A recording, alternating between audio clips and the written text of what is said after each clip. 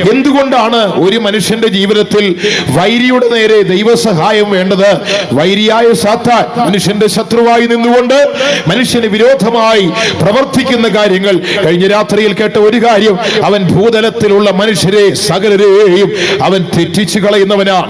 വീണ്ടും ശത്രുവായ സാത്താന്റെ പ്രവർത്തികളെ കുറിച്ചും അതിൽ നിന്നുള്ള വിടുതലിനെ കുറിച്ചും നാം നോക്കുമ്പോൾ എപ്രകാരമാണ് അതിൽ നിന്നൊരു വിടുതൽ മനുഷ്യന് പ്രാപിപ്പാൻ കഴിയുന്നത്? 81-ാം സങ്കീർത്തനം 13-14 വാക്യങ്ങൾ നാം വായിച്ചാൽ സങ്കീർത്തനക്കാരൻ ഒരു മനുഷ്യന്റെ ജീവിതത്തിൽ മനുഷ്യൻ പിശാചിന്റെ ശക്തികളോട് എതിർത്ത് നിന്ന് ജയം നേടുവാൻ എന്താണ് അവന് വേണ്ടത് എന്ന് ദൈവവചനം നമ്മെ ഓർപ്പിക്കുന്നു. വായിച്ചട്ട് 13-14 വാക്യങ്ങൾ. അയ്യോ, എന്റെ ജനം എന്റെ വാക്കു കേൾക്കുകയും ഇസ്രായേൽ എന്റെ വഴികളിൽ നടക്കുകയും ചെയ്തുവെങ്കിൽ, ഇസ്രായേൽ എന്റെ വഴികളിൽ നടക്കുകയും ചെയ്തിരുന്നു എങ്കിൽ കൊള്ളായിരുന്നു. എന്നാൽ ഞാൻ വേഗത്തിൽ അവരുടെ ശത്രുക്കളെ കീഴടക്കും, വേഗത്തിൽ അവരുടെ ശത്രുക്കളെ കീഴടക്കുമായിരുന്നു. അവരുടെ വൈരികളുടെ നേരെ എന്റെ കൈ തിരിക്കും, അവരുടെ വൈരികളുടെ നേരെ എന്റെ കൈ തിരിക്കുമായിരുന്നു. ഇവിടെ സങ്കീർത്തനക്കാരൻ ഓർപ്പിക്കുന്ന മറ്റൊരു സത്യം, അയ്യോ എന്റെ ജനം എന്റെ വാക്ക് കേൾക്കുകയും എന്റെ വഴികളിൽ നടക്കുകയും ചെയ്തിരുന്നുവെങ്കിൽ കൊള്ളായിരുന്നു. എങ്കിൽ ഞാൻ വേഗത്തിൽ അവരുടെ ശത്രുക്കളെ കീഴടക്കുമായിരുന്നു, അവരുടെ വൈരികൾക്ക് നേരെ ഞാൻ എന്റെ കൈ തിരിക്കുമായിരുന്നു. ഇന്ന് രാത്രി വേളയില് ദൈവത്തിന്റെ വചനം കേട്ട് ദൂരെയും ചാരയുമായി നിന്ന് ഈ സത്യങ്ങളെ കേൾക്കുമ്പോൾ മനുഷ്യന്റെ നിത്യവൈരിയായി, അവന്റെ നിത്യശത്രുവായി, മനുഷ്യന്റെ പ്രതിയോഗിയായി, ഭൂതലത്തെ തെറ്റിക്കുന്നവനായി, ആത്മീക ജീവിതത്തെ താളം തെറ്റിക്കുന്നവനായി, മനുഷ്യന് വിരോധിയായി നിൽക്കുന്ന ശത്രുവായ സാത്താന്റെ പോരാട്ടത്തില് മനസ്സ് ഭാരപ്പെട്ട് എങ്ങനെയാണ് ദൈവമേ ഞാൻ എന്റെ ജീവിതം മുൻപോട്ട് നയിക്കുന്നത് എന്ന് നിങ്ങൾ ചിന്തിച്ച് ഉത്തരം കിട്ടാത്ത അവസ്ഥയിലാണ് ഇരിക്കുന്നതെങ്കിൽ ഇന്ന് രാത്രിയിൽ സങ്കീർത്തനക്കാരൻ പറഞ്ഞ ആ വാക്ക് ഞാൻ ആത്മാവിൽ നിങ്ങളോട് ഓർപ്പിക്കട്ടെ. വൈരി നിങ്ങളുടെ മുൻപാകെ കീഴടങ്ങും.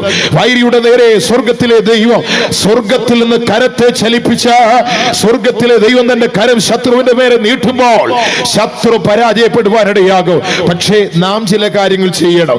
ദൈവിക അനുഗ്രഹങ്ങളെ കുറിച്ച് നാം നോക്കിയാൽ ഒരു മനുഷ്യന് ഉന്നതനായ ദൈവം, ഉയരങ്ങളിൽ വസിക്കുന്ന ദൈവം, കൃമിയും പൊടിയുമാകുന്ന മനുഷ്യന് ദൈവത്തിന്റെ സഹായം അയച്ചു കൊടുക്കുവാൻ ദൈവം ചില കണ്ടീഷനുകൾ വെച്ചിട്ടുണ്ട്. വ്യവസ്ഥകളുടെ മേലാണ് ദൈവിക അനുഗ്രഹം. ആകയാൽ നാം എന്താണ് ചെയ്യേണ്ടത്? ബൈബിൾ പറയുന്നത്, അയ്യോ എന്റെ ജനം എന്റെ വാക്ക് കേൾക്കണം, എന്റെ വഴികളിൽ നടക്കണം. അങ്ങനെയാണെങ്കിൽ മാത്രമേ ദൈവത്തിന്റെ കരം വൈരിയുടെ നേരെ തിരിക്കുകയും വൈരി പരാജയപ്പെട്ടു പോവുകയും ചെയ്യുകയുള്ളൂ. ദൈവത്തിന് സ്തോത്രം. ദൈവത്തിന്റെ വാക്ക് കേൾക്കണം, അഥവാ അവന്റെ വഴികളിൽ നാം നടക്കണം. ഈ രണ്ട് കാര്യങ്ങളാണ് സങ്കീർത്തനക്കാരൻ ഓർപ്പിക്കുന്നത്. ദൈവത്തിന്റെ വഴി, അവന്റെ വാക്കുകൾ. എന്താണ് ദൈവത്തിന്റെ വാക്കുകൾ എന്ന് പറയുന്നത്? ദൈവത്തിന്റെ വാക്കുകളെ കുറിച്ച് നാം പഠിച്ചു നോക്കിയാൽ വിശുദ്ധ വേദപുസ്തകത്തിൽ തിരുവെഴുത്ത് നാം ആരംഭം മുതൽ പഠിച്ചാൽ ദൈവത്തിന്റെ വാക്കുകൾ മനുഷ്യ ജീവിതത്തോട് വ്യക്തമായി ഇടപെടുന്നത് നമുക്ക് കാണുവാൻ കഴിയും. ആ ദൈവത്തിന്റെ വാക്കുകളെ ദൈവവചനം പറയുന്നത് ദൈവത്തിന്റെ കൽപ്പനകൾ എന്നാകുന്നു. ഒരു മനുഷ്യൻ ദൈവത്തിന്റെ കൽപ്പനയാകുന്ന ദൈവത്തിന്റെ വാക്കുകൾ കേൾക്കുമ്പോൾ അവന്റെ വൈരി അവന്റെ മുൻപാകെ പരാജയപ്പെടും. അവന്റെ വൈരിയുടെ നേരെ സ്വർഗത്തിൽ നിന്ന് ദൈവം തന്റെ കരം നീട്ടുവാനിടയാകും. ഇന്ന് രാത്രിയിൽ ദൈവസഹായം പ്രതീക്ഷിച്ച് വന്നിരിക്കുന്ന പല ജീവിതങ്ങളെയും പരിശുദ്ധാത്മാവ് കാണുകയാണ്.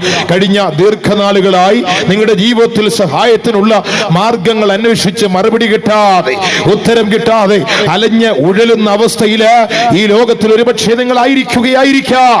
ഇന്ന് രാത്രിയിൽ സ്വർഗത്തിലെ ദൈവം തന്റെ കരം നീട്ടി നിങ്ങളെ സഹായിപ്പാൻ ഇറങ്ങി വന്നാൽ ആ കരത്തെ സ്വീകരിപ്പാൻ എത്ര പേർ ഒരുക്കമാണ്. പക്ഷെ അത് പ്രാപിപ്പാൻ കഴിയണമെങ്കിൽ വിശുദ്ധ ബൈബിൾ പറയുന്നത് ദൈവത്തിന്റെ വാക്കാകുന്ന ദൈവത്തിന്റെ കൽപ്പന ഒരു മനുഷ്യൻ കേട്ടനുസരിക്കണം.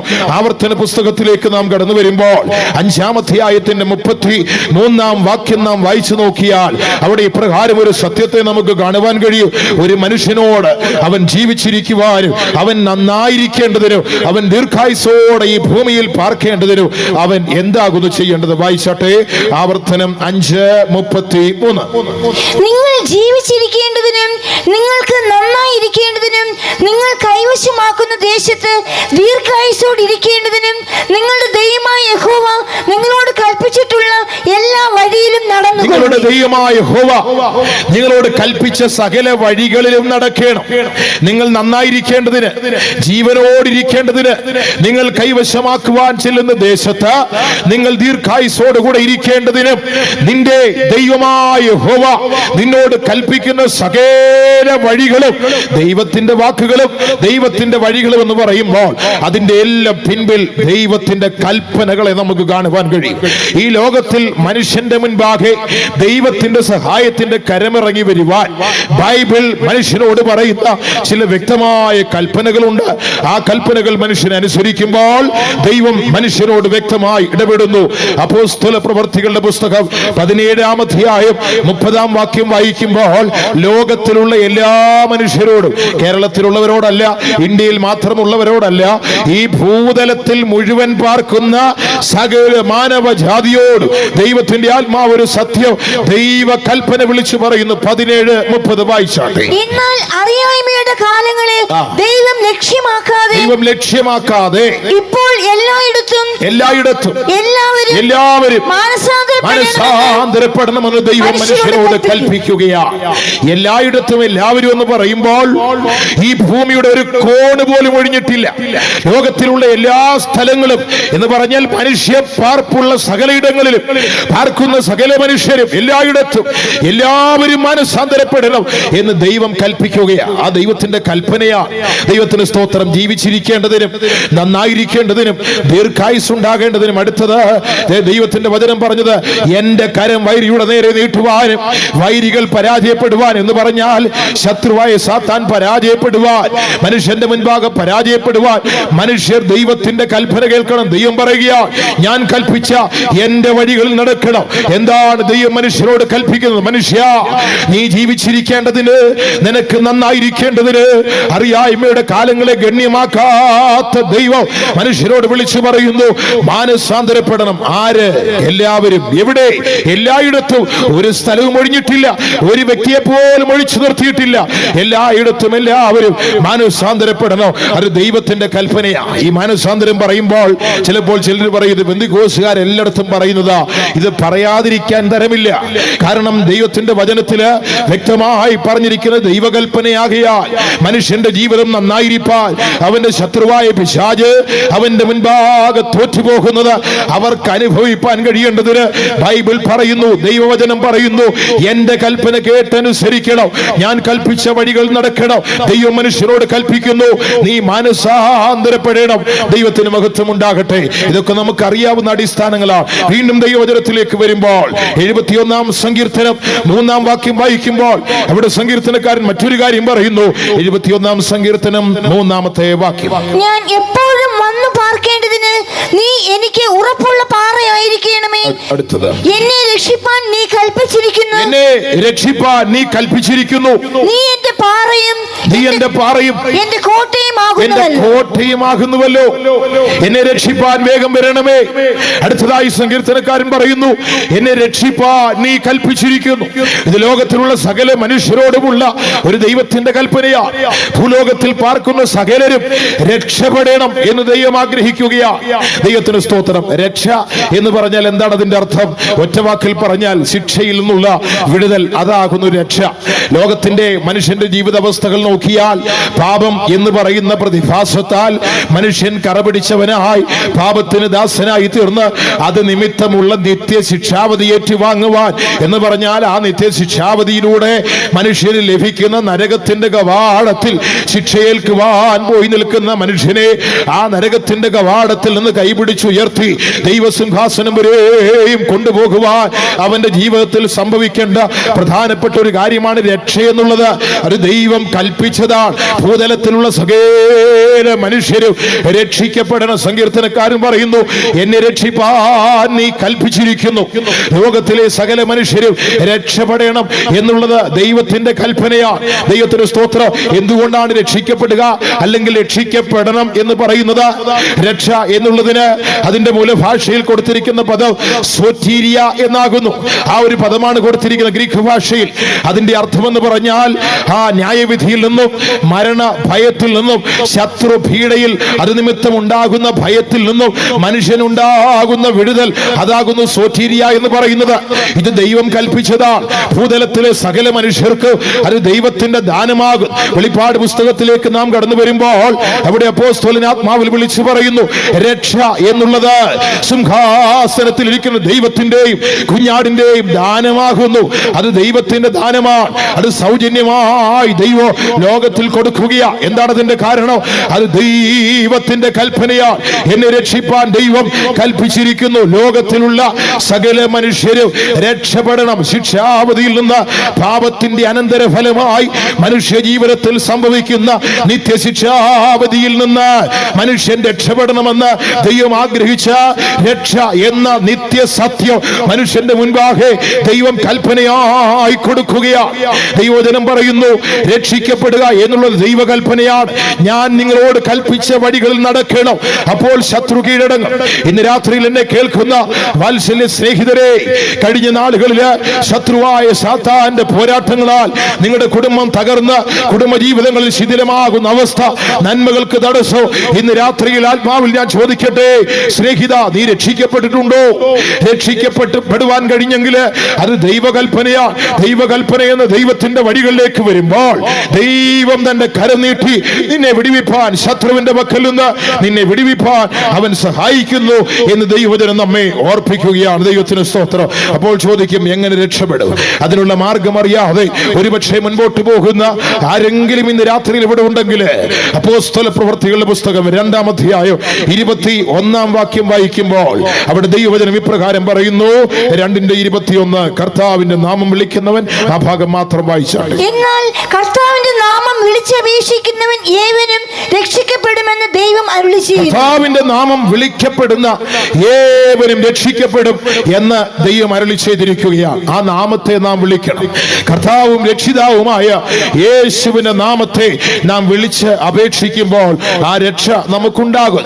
എപ്രകാരമാണ് ഈ നാമത്തെ നാം വിളിച്ചപേക്ഷിക്കേണ്ടത്? റോമാലേഖനം 10-ാം അധ്യായത്തിലേക്ക് വരുമ്പോൾ അതിന്റെ 9-10 വാക്യങ്ങൾ വായിച്ചാൽ അപ്പോസ്തലനായ പൗലോസോട് പറയുക, ഹൃദയം കൊണ്ട് വിശ്വസിക്കണം, ആധരങ്ങൾ കൊണ്ട് ഏറ്റുപറയണം, അപ്പോൾ രക്ഷിക്കപ്പെടും. ആ വാക്യം കൂടെ വായിക്കാം. യേശുവിനെ കർത്താവെന്ന് വായ്കൊണ്ട് ഏറ്റുപറയുകയും ദൈവം അവനെ മരിച്ചവരിൽ നിന്ന് ഉയർത്തെഴുന്നേൽപ്പിച്ചു എന്ന് ഹൃദയം കൊണ്ട് വിശ്വസിക്കുകയും ചെയ്താൽ നീ രക്ഷിക്കപ്പെടും. ഹൃദയം കൊണ്ട് വിശ്വസിക്കണം, അധരങ്ങൾ കൊണ്ട് ഏറ്റുപറയണം. അപ്പോസ്തല പ്രവൃത്തി 2:21 വായിച്ചത്, കർത്താവിന്റെ നാമം വിളിച്ചപേക്ഷിക്കുന്ന ഏവരും രക്ഷിക്കപ്പെടും. എങ്ങനെയാണ് വിളിച്ചപേക്ഷിക്കേണ്ടത്?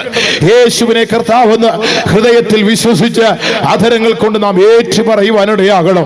അപ്പോൾ ഈ രക്ഷ നമുക്ക് കിട്ടുവാനിടയാകും. വേദപുസ്തകം മനുഷ്യന്റെ ജീവിതത്തില് രക്ഷയ്ക്കുള്ള ഒരുപാട് മാർഗങ്ങൾ പറയുന്നുണ്ട്.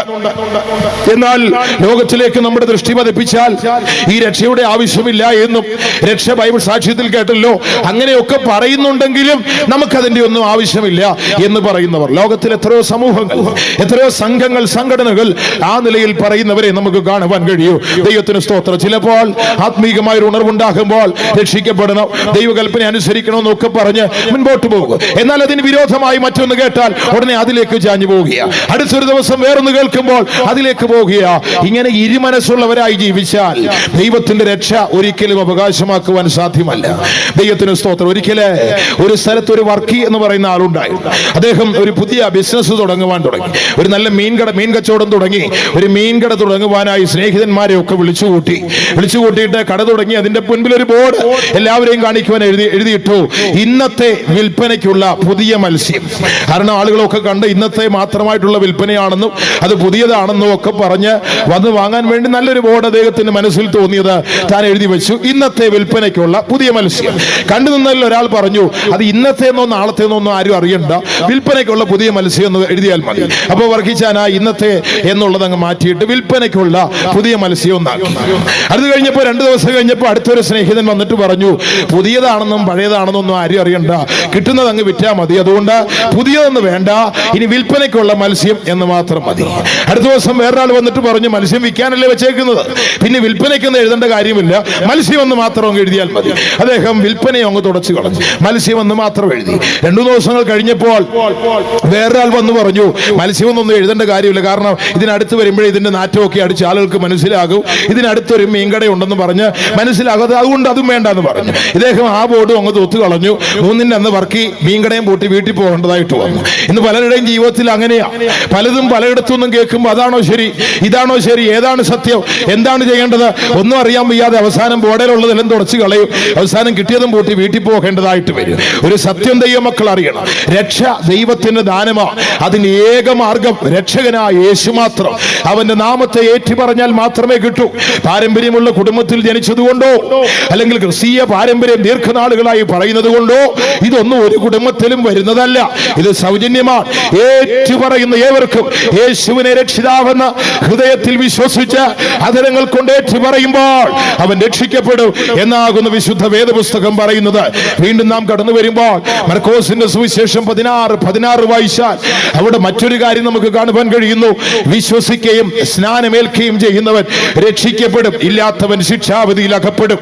വിശുദ്ധ ബൈബിൾ അടിസ്ഥാനമായി പറയുന്ന ഒരു സത്യമാ. ഒന്ന് വിശ്വസിക്കണം, അടുത്തത് അവൻ സ്നാനമേൽക്കണം. അപ്പോൾ രക്ഷയുടെ പൂർത്തീകരണത്തിലേക്ക് അവൻ വളർന്നുകൊണ്ടിരിക്കുകയാ. സ്നാനം അത് ദൈവവചനത്തിന്റെ സത്യമാ. അതിനെ മാറ്റി നിർത്തുവാൻ സാധ്യമല്ല, ഒഴിച്ചു മാറ്റി നിർത്തുവാൻ കഴിയുന്നതല്ല.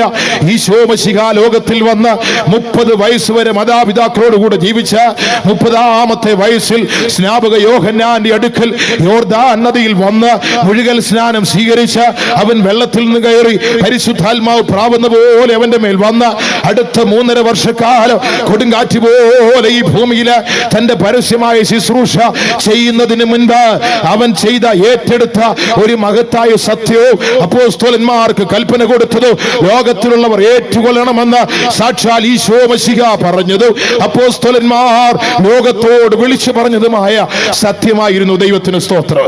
എന്നാൽ ദുഃഖകരമെന്ന് പറയട്ടെ, ആധുനിക ലോകത്തിലുള്ള പലർക്കും ആ സത്യത്തെ ഏറ്റുകൊള്ളുവാൻ കഴിയുന്നില്ല. സഭയുടെ ചരിത്രം നാം പഠിച്ചാൽ 1-ാം നൂറ്റാണ്ടിൽ ജീവിച്ച സഭാപിതാക്കന്മാരുടെ ചരിത്രം പഠിച്ചാൽ സെന്റ് ആംബ്രോസ്, സെന്റ് അഗസ്റ്റ്യൻ, വിശുദ്ധ തെർത്തുല്യൻ എന്നൊക്കെ പറയുന്നത് ആദിമ സഭയുടെ പിതാക്കന്മാരായിരുന്നു.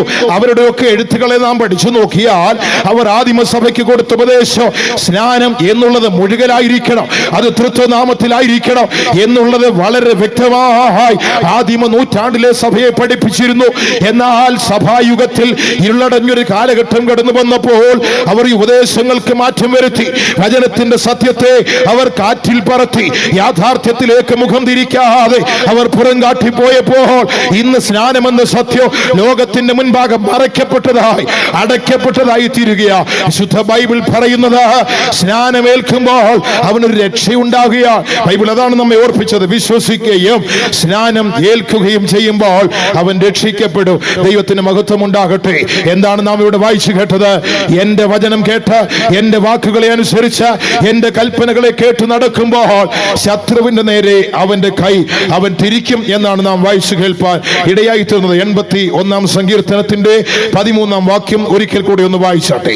അയ്യോ, എന്റെ ജനം എന്റെ വാക്കു കേൾക്കുകയും ഇസ്രായേൽ എന്റെ വഴികളിൽ നടക്കുകയും ചെയ്തുവെങ്കിൽ കൊള്ളായിരുന്നു. എന്നാൽ ഞാൻ വേഗത്തിൽ അവരുടെ ശത്രുക്കളെ കീഴടക്കുമായിരുന്നു. വേഗത്തിൽ അവരുടെ ശത്രുക്കളെ ഞാൻ കീഴടക്കുമായിരുന്നു. ശത്രു നമ്മുടെ മുൻപാകെ കീഴടങ്ങുവാൻ, ശത്രുവായ പിശാച് നമ്മുടെ മുൻപാകെ കീഴടങ്ങുവാൻ ദൈവത്തിന്റെ വചനം പറയുന്നു. ഒരു മനുഷ്യൻ ദൈവകൽപ്പന പ്രകാരം ഈ ലോകത്തിൽ മുൻപോട്ട് പോകണം. ദൈവത്തിന് മഹത്വം ഉണ്ടാകട്ടെ. വീണ്ടും നാം തിരുവെഴുത്തുകളെ പരിശോധിക്കുമ്പോൾ മനുഷ്യന്റെ വൈരിയായ സാത്താൻ മനുഷ്യന് നേരെ എന്താകുന്നു ചെയ്യുന്നത്? കഴിഞ്ഞ രാത്രിയിൽ ഒരു കാര്യം നാം ചിന്തിച്ചു. ഒന്ന്, അവൻ ഭൂതലത്തെ തെറ്റിക്കുന്നവനാണ്. എന്താണ് തെറ്റാനുള്ള കാരണം? തിരുവെഴുത്തും ദൈവശക്തിയും അറിയുന്നില്ല. ഈ അവസ്ഥയിൽ നിന്ന് മനുഷ്യന് വിടുവിക്കപ്പെടുവാൻ എന്താണ് അവൻ ചെയ്യേണ്ടത്? അവൻ ദൈവത്തിന്റെ കൽപ്പന അനുസരിക്കണം. കൽപ്പനയാകുന്ന മാനസാന്തരം ഏറ്റുപറഞ്ഞ് സ്വീകരിക്കണം. ദൈവകൽപ്പനയാകുന്ന രക്ഷ അത് സൗജന്യമായി യേശു ക്രിസ്തുവിലൂടെ നേടണം. ആ രക്ഷയുടെ പൂർത്തീകരണത്തിലേക്ക് വരുവാൻ ദൈവകൽപ്പനയായ വിശ്വാസ സ്നാനം വിശ്വാസത്താൽ ഏറ്റുപറഞ്ഞ് അവൻ സ്വീകരിക്കണം. അടുത്തതായി നാം നോക്കുമ്പോൾ സാത്താൻ മനുഷ്യന് നേരെ പ്രയോഗിക്കുന്ന അടുത്തൊരു പ്രയോഗം, ഈ വൈരി എന്താകുന്നു ചെയ്യുന്നത്? ദൈവവചനത്തിലേക്ക് നമ്മുടെ ശ്രദ്ധയെ നാം കൊണ്ടുവന്നാൽ ദൈവവചനം പറയുന്നത് 2 കൊരിന്ത്യർ 2-ാം അധ്യായത്തിന്റെ 11-ാം വാക്യത്തിലേക്ക് വരുമ്പോൾ പിശാചെന്ന ശത്രു അല്ലെങ്കിൽ ആ വൈരി മനുഷ്യരിൽ ചെയ്യുന്ന മറ്റൊരു പ്രവൃത്തി അവിടെ പറയുന്നു. വായിച്ചോട്ടെ 11-ാമത് വാക്യം. സാത്താൻ നമ്മെ തോൽപ്പിക്കരുത്, അവന്റെ തന്ത്രങ്ങളെ നാം സാത്താൻ നമ്മെ തോൽപ്പിക്കരുത്, അവന്റെ തന്ത്രങ്ങളെ നാം അറിയാത്തവരല്ലോ. വൈരിയാകുന്ന സാത്താൻ ചെയ്യുന്ന അടുത്തൊരു കാര്യം, അവൻ എപ്പോഴും മനുഷ്യരെ തോൽപ്പിക്കാനാണ് ഇഷ്ടപ്പെടുന്നത്. തോൽവി എന്നുള്ളത് ശത്രുവിന്റെ ഒരു അനുഭവം അല്ലെങ്കിൽ അവന്റെ അവകാശമാണ്. ഇത് സംഭവിച്ചത് യേശുവിന്റെ കാൽവറിയിലാണ്. അവൻ പരാജയപ്പെട്ടവനാണ്. നമുക്കറിയാം പിശാചിന്റെ ഉൽപ്പത്തി സ്വർഗോന്നതങ്ങളിൽ കയറി ദൈവസിംഹാസനത്തിന് മീതെ അവന്റെ സിംഹാസനം സ്ഥാപിക്കുവാൻ അരുണോദയപുത്രനായ ശുക്രൻ ആരംഭിച്ചപ്പോൾ പ്രധാന ദൂതന്റെ വെട്ടേറ്റവൻ ഭൂമിയിലേക്ക് പതിച്ചു. അവിടെ പരാജയത്തിലൂടെയാണ് ആരംഭം. ഇന്നവൻ ചെയ്യുന്നത് മുഴുവൻ പരാജയമാണ്. എന്നാൽ യേശുവിന്റെ കാൽവറിയിൽ ശത്രുവായ സാത്താൻ ആയുധങ്ങൾ വെച്ച് കീഴടങ്ങി. അവൻ പരാജയം സമ്മതിച്ചു. സാത്താന്റെ ചരിത്രം പഠിച്ചാൽ അവൻ എല്ലായിടത്തും പരാജയം. പക്ഷെ പിശാച് പലപ്പോഴും ജയിച്ചാ നിൽക്കുന്നത്. ചില ദൈവമക്കളുടെ ജീവിതത്തിൽ പോലും ശത്രു ജയിച്ചാ നിൽക്കുന്നത്. കാരണം എന്തെന്നറിയാമോ?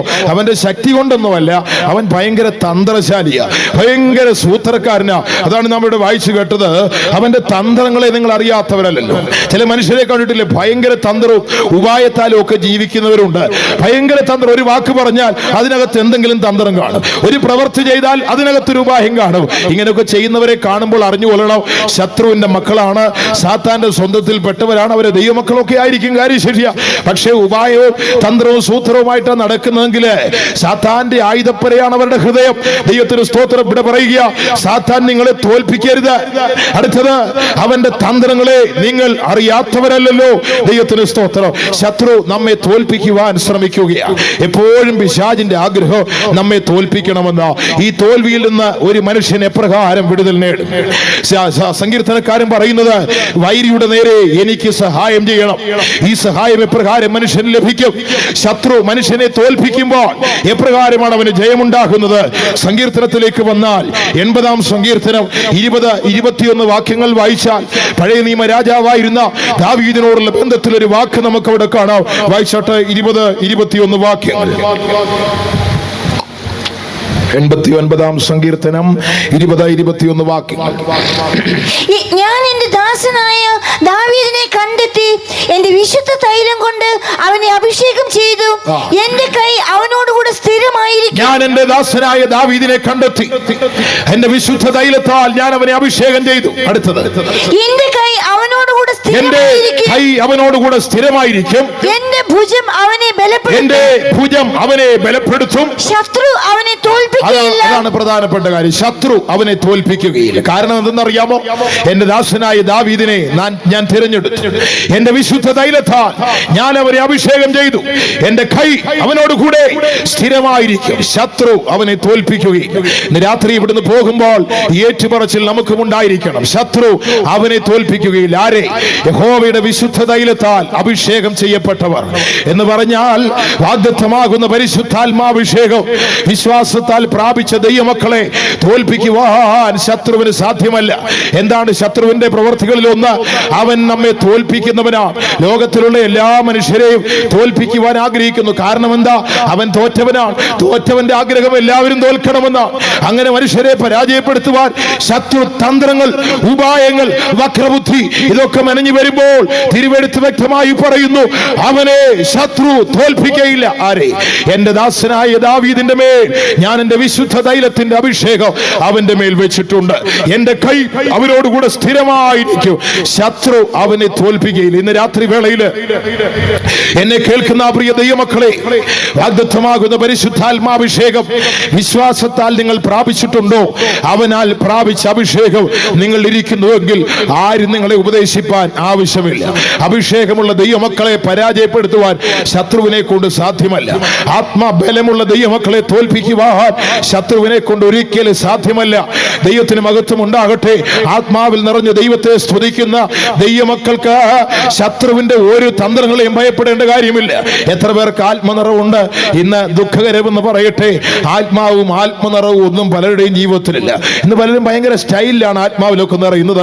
കൈയടിക്കുന്ന അടിയൊക്കെ കണ്ടു കഴിഞ്ഞാൽ ഇവര് സിംഗപ്പൂരിലും കണ്ടുപോയി ഇത് പഠിച്ചിട്ട് വന്നാണെന്ന് തോന്നിപ്പോകും. ഭയങ്കര സ്റ്റൈലായിട്ടൊരു പ്രത്യേക രീതിയിലൊക്കെ ഇരുന്ന് ഒളിമ്പിക്സിൽ മത്സരത്തിൽ പങ്കെടുക്കാൻ നിൽക്കുന്ന പോലെയൊക്കെ പലരും പങ്കെടുത്താണ് കൈയടിച്ച് ആത്മാവിലൊക്കെ നിറയുന്ന സ്റ്റൈലൊക്കെ കണ്ടു കഴിഞ്ഞാൽ ഒരു വല്ലാത്ത അവസ്ഥയാ. അഭിഷേകം ക്രിയ ചെയ്യുന്നില്ല, ആത്മാഭിഷേകം ക്രിയ ചെയ്യുന്നില്ല, ദൈവശക്തിയുടെ വ്യാപാരം പലരുടെയും ഉള്ളത്തിൽ ഉണ്ടാകുന്നില്ല.